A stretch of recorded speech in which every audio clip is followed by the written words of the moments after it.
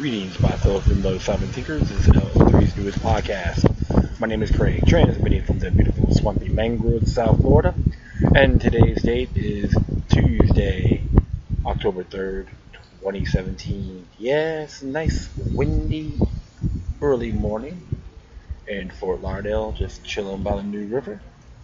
Got a cool little lamp above me. So I'm going to just enjoy this while I can before the showers come in. So I know yesterday I have questions, put the information out about the shooter. And I've always tried to take the initiative to see things a little further. That's why I never really jumped to conclusions on how false it is, inside job, whatever you want to call it. To be very frank, I'm not one of these guys who just jumps into conspiracy theories. I would like to see things a lot broader, examine, observe, and question.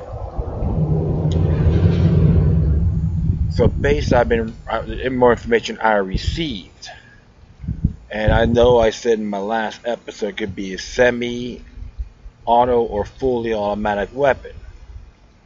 But now, what I've learned, it is an automatic weapon, and there's even reports that there were multiple shooters. So, and that as it reminds me of, more cover-ups from the state, try to put the fear into the brothers and sisters in Las Vegas and beyond. And of course, you have all these trolls on Twitter saying, oh, it could be a white guy, black guy, don't matter. They all want to play this little left-right paradigm, hot potato blame game and all this good stuff. Of course, even people post stuff about the NRA. No lives matter.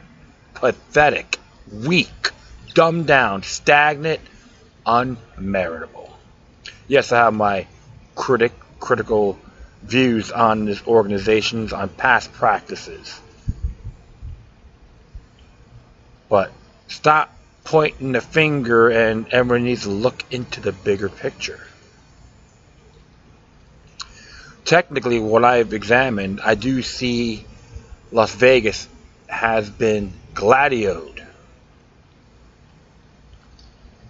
If you look like Operation Gladio, which I'm going to put that in the footnotes of this show. Very interesting indeed.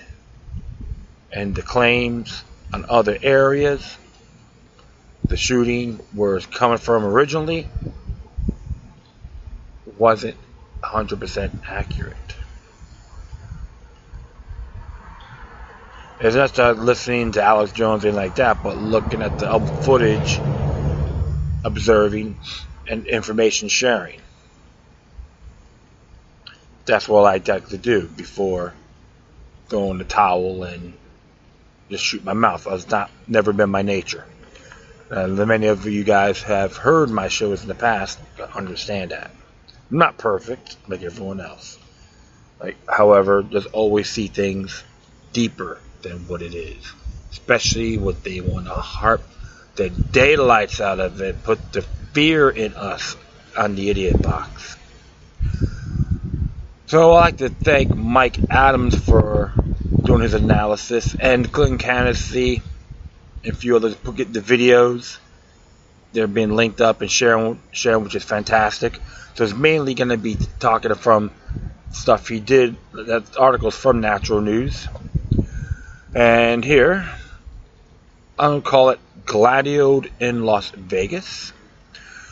First off here is going to be from Mike Adams. And it says here, 5 things that just don't add up about the Las Vegas mass shooting. And it says here, our hearts and prayers go out to those killed or injured in the Las Vegas shooting. In a nation where so many anti-Americans are kneeling in pampered protest, this mass shooting saw veterans and police standing up, helping the victims and heading straight to the shooter to take him out. Real Americans don't kneel. They stand and get to work to save lives. Today I was offered tremendous gratitude to all the first responders who helped save lives and stop the violence. Although the news reporting on the shooting is still in its early stages, there are 5 strange things that just don't add up about this massacre so far. I run through them below. 1. Dozens of concertgoers reported the presence of multiple shooters. Although law enforcement said there was only one shooter, multiple witnesses are openly reporting the presence of multiple shooters. This could reasonably be the result of confusion and chaos, but it's also highly suspicious that the shooter had fully automatic weapon, which is usually limited to law enforcement or military personnel.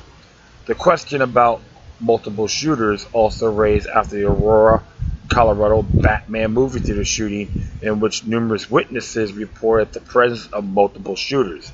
If this shooting was carried out by multiple shooters, it would obviously indicate planning and coordination among a group of people who sought to carry out the shooting for a political purpose of some kind. 2. Who warned the concertgoers they were all going to die a full 45 minutes before the shooting started? From the UK Express, one woman who was at the Route 91 music event claimed an identified woman had told the other concertgoers they were all going to die after pushing her way to the front of the venue. The witness, 21, told local news she has been messing with the lady in front of her and telling her she was going to die, that we're all going to die. They escorted her out to make her stop messing around with all other people, but none of us knew it was going to be serious. They described the lady as Hispanic. The lady was escorted from the venue along with the man. The unnamed witness, who was attending the event on her 21st birthday, described the pair as short, both 5 feet 5 inches to 5 feet 6 inches tall, and looked like everyday people.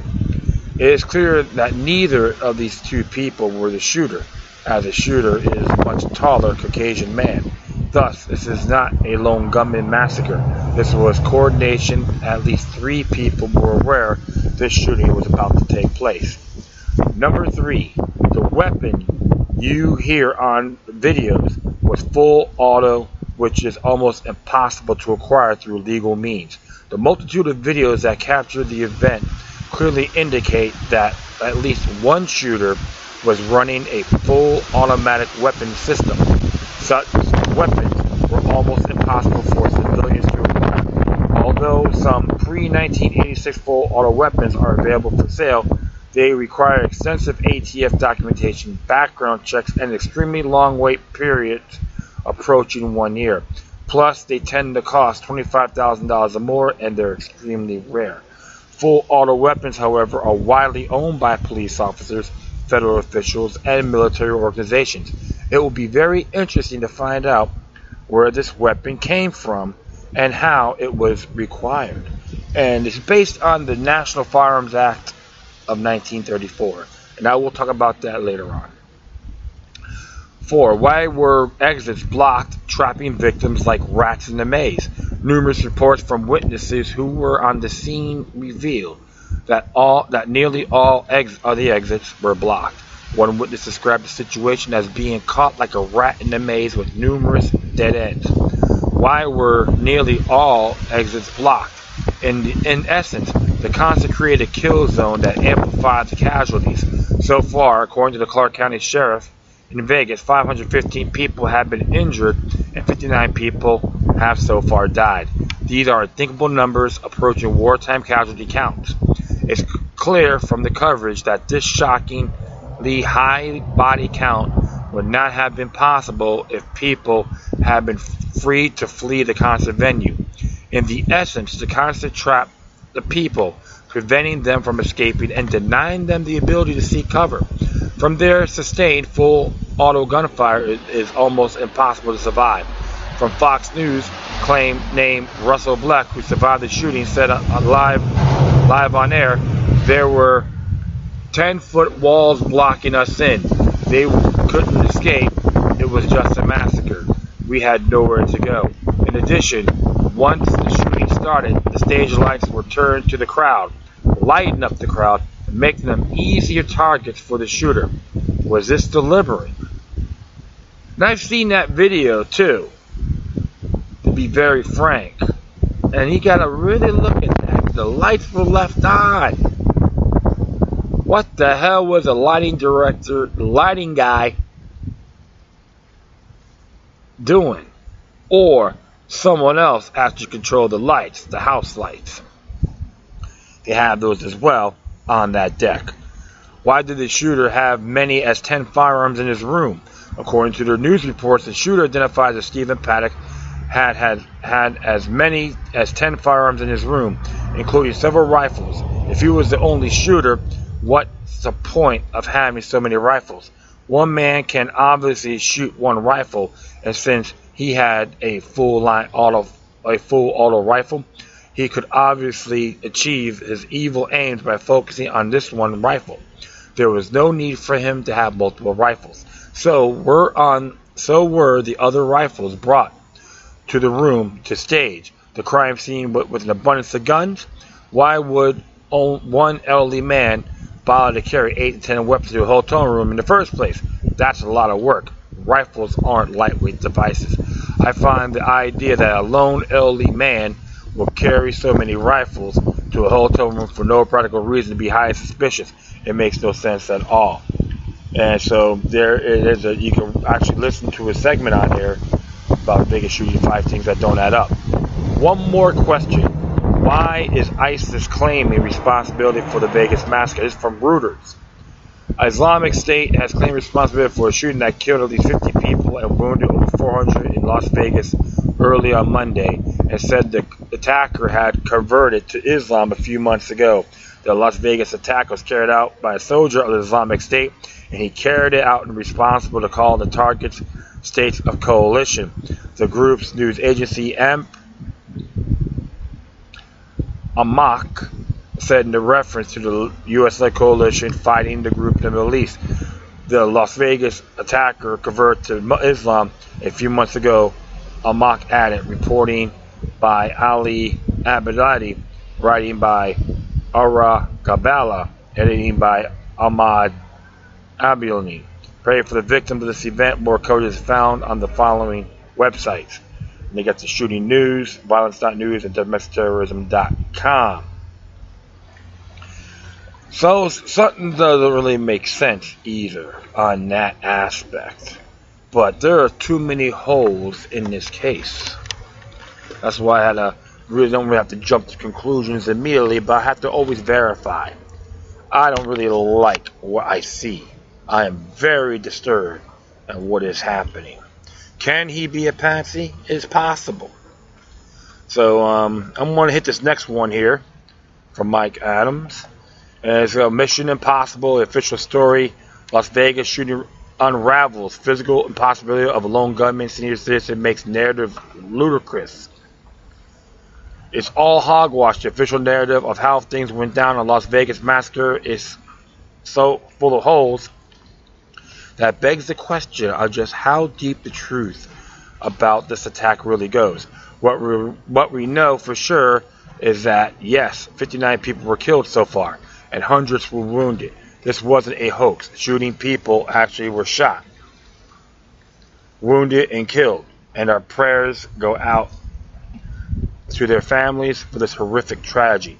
Yet the official narrative that claims Stephen Paddock, retired 64-year-old accountant with absolutely no firearms training, no gun experience, and no physical stamina, was somehow able to expertly wield a highly complex and physically demand weapon system for 10 sustained minutes is total nonsense.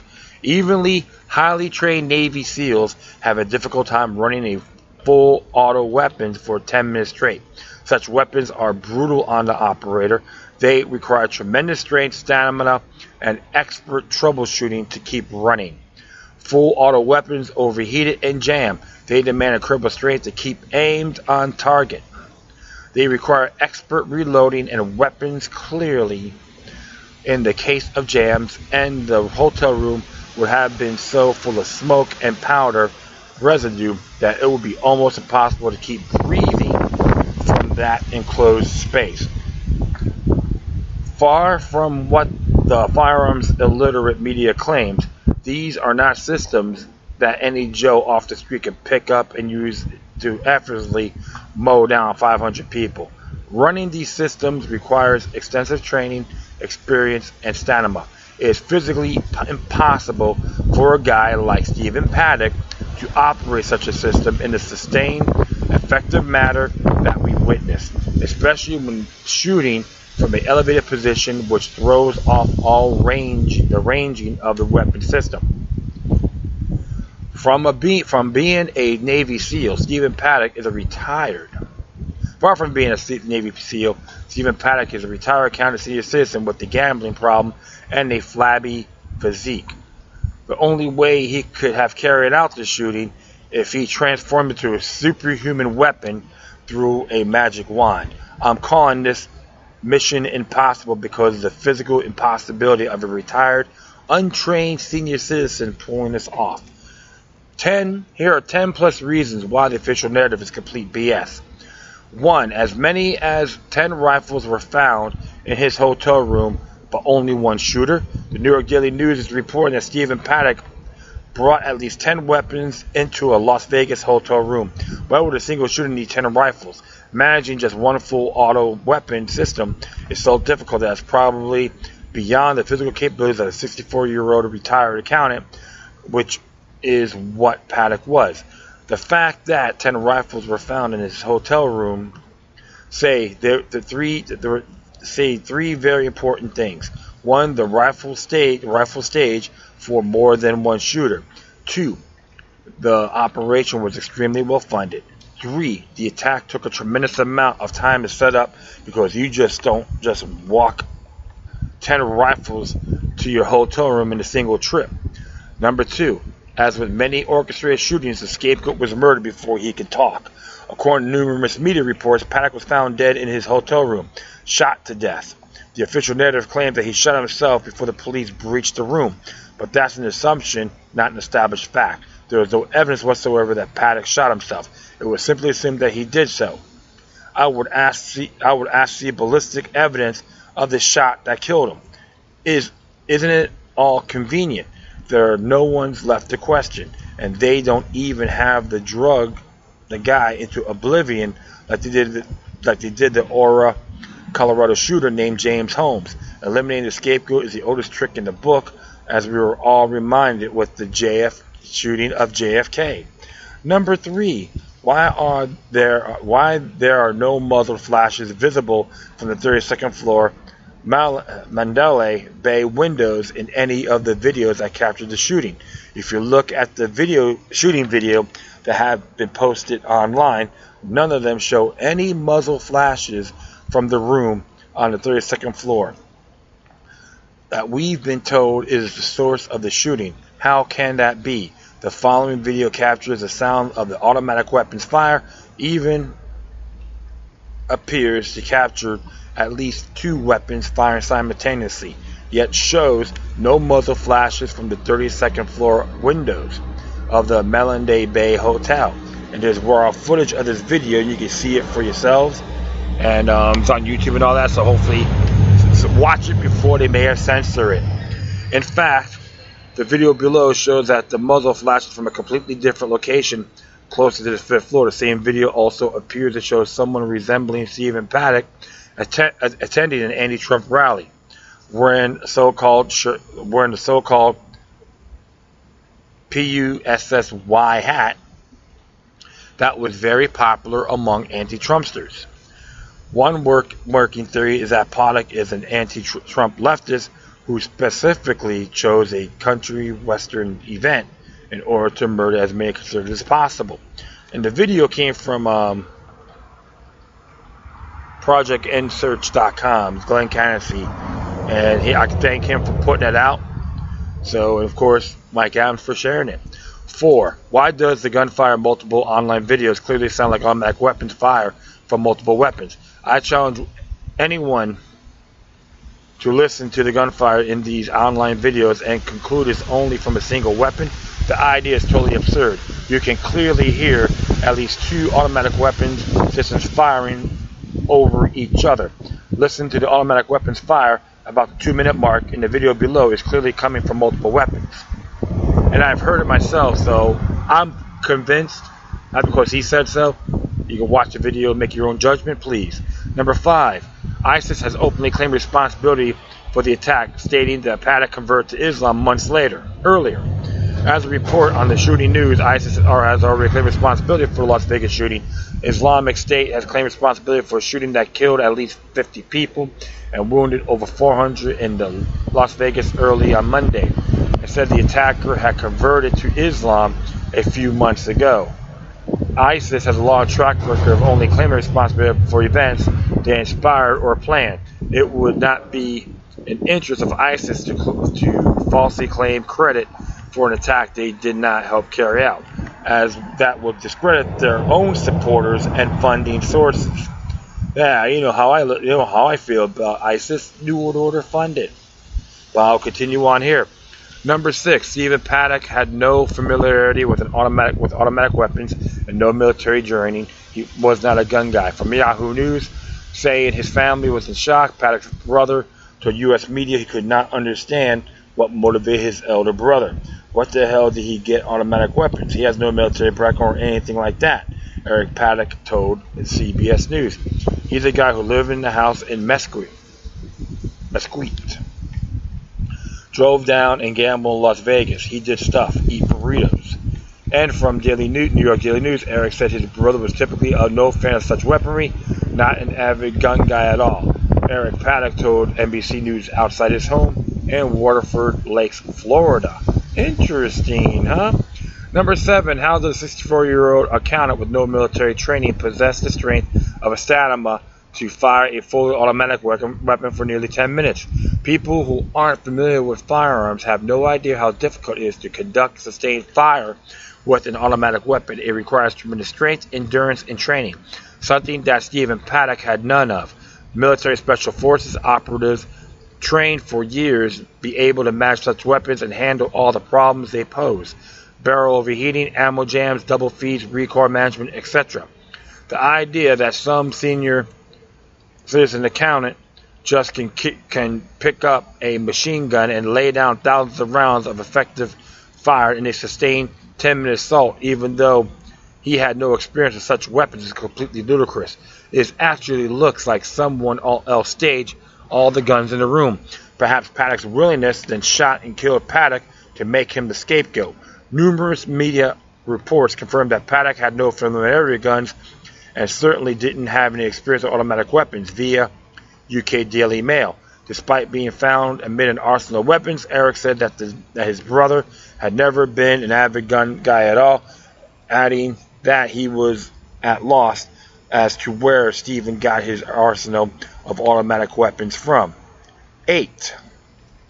Stephen Paddock was gambling away huge amounts of cash. Where did he get all that money? According to NBC News, Paddock was engaged in high-stakes gambling to tune of as much of $30,000 per day. On several occasions, Stephen Paddock gambled more than $10,000 per day, and in some cases more than $20,000 and $30,000 a day. At Las Vegas casinos, according to NBC News source, who read the suspect's multiple currency transactions report, CTR, and a casino gaming executive. Was he paid to be part of an operation that would be blamed on him by making him the scapegoat? Some media reports state that Paddock was a wealthy real estate investor. If that's true, why would he blow all the wealth on gambling? Number 9, Stephen Paddock has no criminal record, and no apparent beef with anybody. Further supporting the notion that Stephen Paddock was a scapegoat of all this, via Daily News, Paddock had no federal, state, or local history with law enforcement before his Sunday night rampage that left 58 dead, more than 500 injured. We had no knowledge of this individual, said Clark Sheriff Joe Lombardo. We checked all the databases. From the UK Daily Mail, knowing that Paddock had no affiliation with any particular activist group or political group or religious group as far as anyone knows. He added that his brother had no political affiliation or religious affiliation as far as we know. Alright. 10. The attack wasn't meticulous planning. funding and training. It wasn't some lone senior citizen who just snapped. What clears from this attack is that it was planned, funded, and coordinated. It was not some spontaneous lone wolf scenario. It involved multiple weapons being fired simultaneously, long-term planning, staging, and financial logistics. The official narrative that claims this retired accountant just snapped and somehow picked up an automatic rifle and expertly laid down highly effective fields of automatic weapons fired for 10 minutes without a pause is so insanely stupid as to be laughable. Only a highly trained weapons expert with tremendous physical strength, stamina, and training could have pulled this off. And it's that clearly not Stephen Paddock. 11.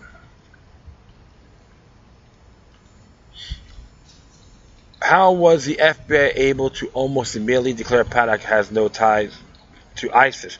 Barely 12 hours after the shooting, when the same agency has spent over a year investigating President Trump with zero evidence linking him to Russia, all while refusing to declare Trump has no ties to Russia. Finally, don't you find it amazing how the FBI was able to clear any ISIS connections in less than 12 hours after the shooting?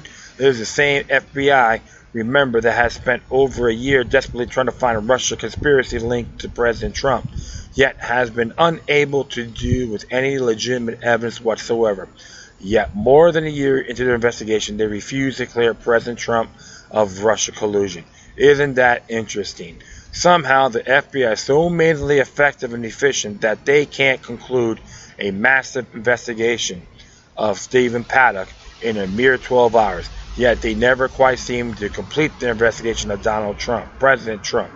Keep asking questions, everyone. Stay informed on all this at shooting.news. Well. I gotta give Mr. Adams a big thumbs up on this. And the truth of the matter is, my friends, it is a lot bigger than what it is. That's how I look at it. You gotta ask these questions. Put out the truth, put out those facts. But they don't want you to believe that. They want you to live in fear, hide in the corner, and go, please protect me. I'll sacrifice my freedom for security. I will spread my butt cheeks to tyranny. Alright? This is such a complete turnoff. And you know what? I do find this unacceptable. Plain and simple. So, am I convinced this is Operation Gladio in Las Vegas? In good faith, I am absolutely have to agree on that. Too many cover-ups, too many holes in the case, and they had this razzmatazz magic lamp theory. Bing! People are going to buy the story. So I'm glad I put this out. I'm glad I'm addressing this, and I think other folks out there actually putting this on Facebook, which some of the folks that did the one on the 5 things that just don't add up. First, I'm amazed that she put it out there, and I thank her too for sharing, because that's the way it has to be. You have to examine everything a lot deeper than what it is. So what I'm going to be doing here, I'm going to read you from encyclopedia.com on the National Firearms Act of 1934. This is from West's Encyclopedia of American Law. It says here, the first attempt at federal gun control legislation, the National Firearms Act, NFA, only covered 2 specific types of guns, machine guns and short barrel firearms, including sawed-off shotguns. It did not attempt to ban either weapon, but merely imposing tax or any transfers to such weapon. Despite these limitations, it leads to a precedent-setting U.S. Supreme Court decision. In the 1930s, the United States faced a run of much publicized gangster violence led by a well-known criminal as John Dillinger, Al Capone, Babyface Nelson, and Bonnie and Clyde. The sensationalistic aspect of their crimes convinced the administration of President Franklin D. Roosevelt that something needed to be done to control the spread of weapons into the general population. U.S. Attorney General Homer Cummings and his staff began the process of drafting recommendation legislation that would achieve this goal. Cummings and his staff quickly determined that, rather than ban weapons and run foul of the Second Amendment, they would try to tax such weapons out of circulation. As originally proposed, the NFA covered a fairly broad range of weapons, but as passed by Congress, its scope was narrowed to cover only a shotgun or a rifle that have a barrel less than 18 inches in length, or any other weapon except a pistol or revolver from which the shot is discharged by an explosive if such weapon is capable of being concealed on a person or machine gun. The statute levied a $200 tax on each firearm defined as above for any transfer involving the firearm. The tax was to be paid by the transferor and to be represented by appropriate stamps to be provided by the commissioner. It was declared unlawful for anyone to sell or receive firearms in violation of this section. They could be fined $2,000 and imprisoned for up to 5 years for violating it. While the $200 tax does not seem much like in current dollars, it represented a very large amount in 1934. In many cases, the tax was more than the cost of the firearm itself. This act also required dealers of the listed firearms to register with the federal government, and also required for firearms sold before the effective date of the act that every person possessing a firearm shall register with the collector of the district in which he resides the number or other mark identifying such firearm together with his name, address, place where such firearm is usually kept, and a place of business or employment, and if such person is other than a natural person, the name and home address of the executive officer thereof. The NFA does not inspire as much controversy in 1934 as gun control acts do today, in part because the general perception that the crime was out of control, in part because these. Sorry about that. I got lost here. Sorry about that. Because, in part because the general public reception that the crime was out of control, and in part because any gun control groups, such as the National Rifle Association, did not have nearly the strength or lobbying power they would later have. In fact, the NRA formed its own legislative affairs division, a persecutor to its powerful lobbying arm. In 1934, the blatant response to the NFA, nonetheless, the NFA did result in several lawsuits claiming the law is unconstitutional, of which one reached the Supreme Court. In Miller v. United States, this is in Arkansas, 1939, 2 men were charged with transferring a double-barrel 12-gauge shotgun. The violation of NFA, a federal district court quashed the indictment, ruling that the NFA did not indeed violate the Second Amendment, but the Supreme Court, in unanimous decision, disagreed. Interesting. So like I said, the district judge quashed an indictment as a ruling that indeed violated the Second Amendment, but the Supreme Court, unanimous decision, disagreed. So the federal government cried like little babies and went further.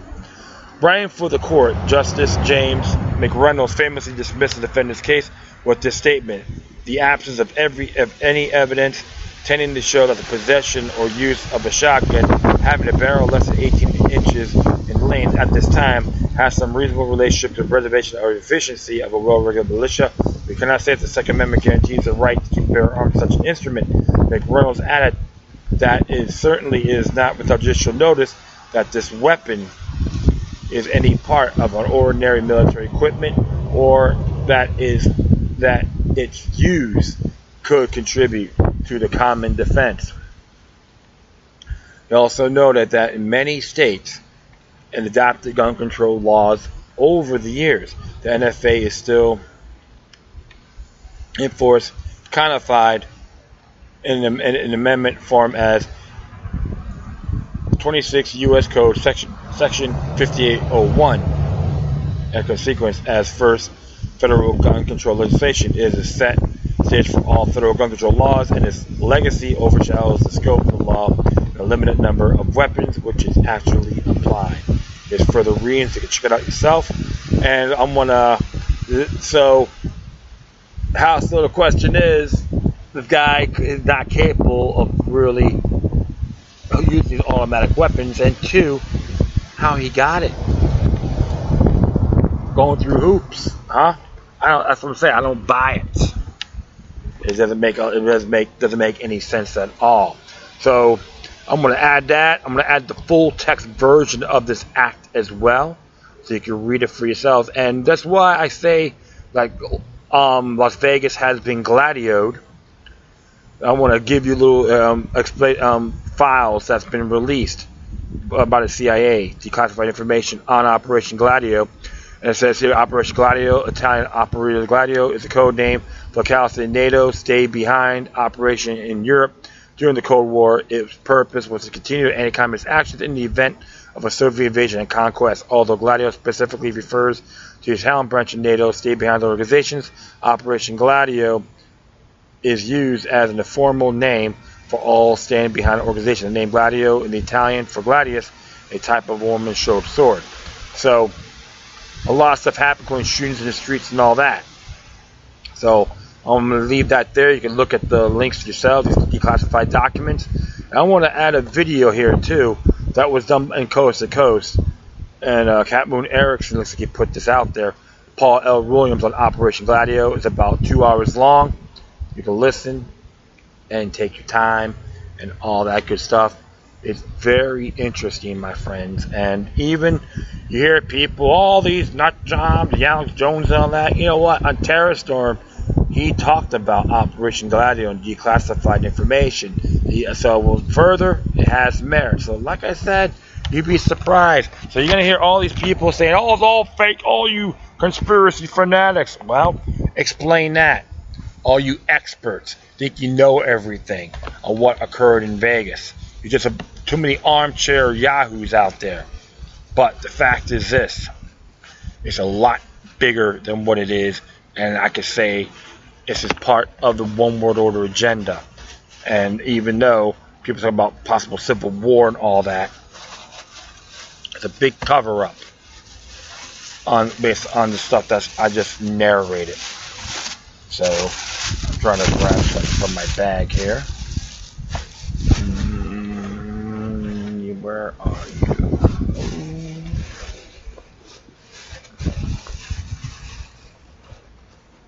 Yeah, sorry about that.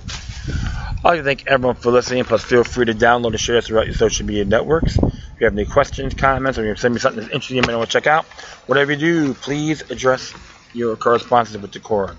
You can hit me on Facebook, Twitter, Google+, Spreaker, iHeartRadio, Tumblr, YouTube, Freedoms Network, Scene.life, Minds.com, FutureNet.club, Patreon.com, which is /local third. I got all those there. And Gab, G-A-B, which is gab.ai, which is a pretty cool free speech version of Twitter, alright? In addition, you can email me at LokiLuck3@gmail.com or through your cryptotypes, LokiLuck03 at protonmail.com. Get ready to fall asleep on you guys. Forgive me. Alright, my friends, once again, thank you for your time. But always remember that demoniac resistance is healthy for the soul and can liberate humanity. Until next time, take care of yourselves. Keep on spreading the love, and may your guardian spirits be with you.